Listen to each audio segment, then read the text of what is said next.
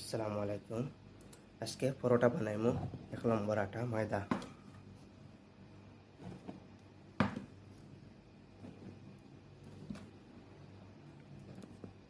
এটা আরবা ফট দিছি, 4 ফট আর কি। 4 চামচ লবণ দিছি, 4 চামচ বেকিং পাউডার দিছি, চিনি। দেখেন এই যে আটাটা ভালো করে মিক্স করতে হইবে। ময়দা ভালো করে মিক্স করে লিয়েছি। এখন আমি হালকা তেল দিতেছি উপরে। দেখেন তেল দিয়া রাখে দিমু 1 ঘন্টার জন্য।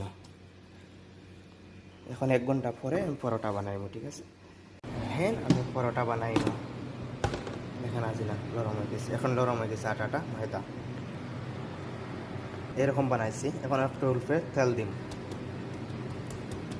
তেল দিয়া রাখছি ওকে। আমি এখানে একটু তেল দিলাম, তেলটা এখন দিলাম। পরোটা লাগিয়ে রুটিটা ফেলিম। রুটিটা